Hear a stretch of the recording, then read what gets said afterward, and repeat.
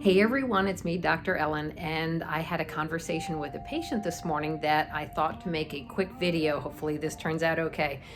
We were talking about the meridians and chi and the pathways in our body, and if you've been here to the office, this is a picture, here we go, oops, sorry, of the acupuncture meridians and how they flow through the body. So essentially is the pathways, your energy travels down your arm, down one meridian and up the other, and down the one and up the leg, and down the leg and up the leg, and down the arm and up around the head. And then when it gets to the end, it does it all over again. So your energetic pathways and the flow of chi is a constant, hopefully symmetrical and balanced and equilibrium kind of way that the energy flows through your body.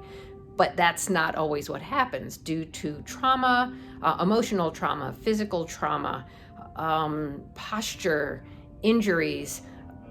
We have things happen in our body that inhibit that flow of energy being symmetrical. So you may have in one particular area excessive flow of energy, and when you have excessive in one area, it means somewhere else there's a deficiency and flow is sluggish. And so your overall sense of wellness is impacted by whether or not the energy is flowing with equilibrium through your body. So if you go to my website on bodyharmonyarlington.com, under acupuncture, you'll see Meridian Therapy that I talk briefly about, which is determining where you have deficiencies in that energetic flow and in the meridians, and using the acugraph to measure that and to do a treatment based targeting where balance, how to draw energy from the excessive meridians to put where you have deficiencies and kind of help like jumpstart everything flowing smoothly. So now your meridian, so the question was, what does your meridian look like anyway in your body? Can you pull it out of your body like if you did an autopsy on a cadaver? And that's a great question, because that is one of the problems with how Western medicine took so long to understand or even acknowledge that meridian theory and acupuncture meridians and chi was even a thing. And I'll say Chinese medicine has been working with chi and energy flow for thousands of years, but meridians, that energy pathway, can't be removed from your body in the way a nerve does. So your nervous system, as a chiropractor, I have extensive information and knowledge, and I work with the nervous system. And so, for example, you have a nerve in your hand that when your brain tells your finger to move, it's because there's a synapse, fires in my brain. It transmits that to a fiber, and it follows that fiber and that electrical conduction of that through those muscle fibers makes the muscle the muscle move that lifts my finger. And you can, on autopsy, remove that nerve and see, here's a nerve, here's a physical thing.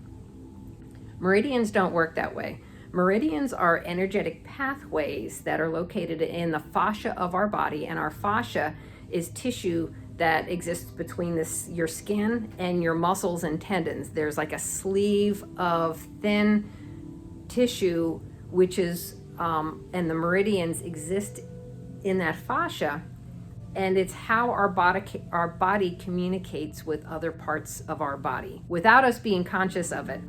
And it's not physical like a nerve, but the way I understand it and experience it as an acupuncturist is in electricity, they talk about electrical impedance, which means when you have electricity being conducted, does it conduct well, or is there something that's blocking that conduction of electricity and slowing things down? So I see the meridians as pathways in our fascia, and the channels have less impedance. So when our body talks to itself and the energy is flowing, it naturally flows along these sort of rivers, or courses through the rivers where there's less impedance, and that's how the energy flows. And when you have impedance, like blockages or physical trauma, again, emotional trauma, or it prevents that from happening smoothly, and so things kind of get sluggish, and then your body's trying to stay well, so somewhere else it'll try to speed things up. And so that's how the deficiencies and excessive energy happens, because those channels are not flowing well. So there are Meridian Meditation, for example, where you're envisioning these pathways, and the type of acupuncture that I practice, divergent theory, is about, let's balance the meridians. It's not so much symptom based, where it might be, well, oh, you have a headache, I'll put a point in this spot, or you have pain in your side, and I'll put a point in that spot. I like to look at the body as an entire organism and an energetic flow. And when I help your body through acupuncture treatment and through educating you of things that you can do, and it helps optimize that flow and remove those barriers to flow, then you can enjoy a greater state of wellness by being healthy. At the same time, you also have to do the good things. You have to nourish your body with good food. You can't put Twinkies and French fries in your body and expect all of these amazing things to happen. So you got to do the work too. Make good choices. Be fit.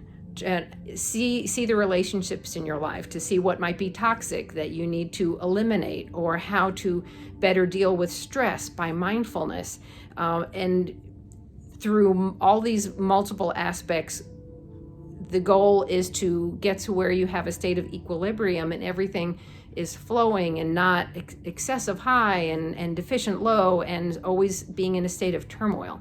So, and that creates anxiety and depression and confusion and all this other stuff. So I hope that made sense, but I just enjoyed the way the conversation went, talking about the channels and flow and how that energy travels, and why Western medicine had such a hard time sort of getting all of this for so many years. It was there, it was true, they just had to get around figuring out a way to measure it. So anyway, thanks for joining me. Please come in for an appointment and we can chat more about this. Bye-bye.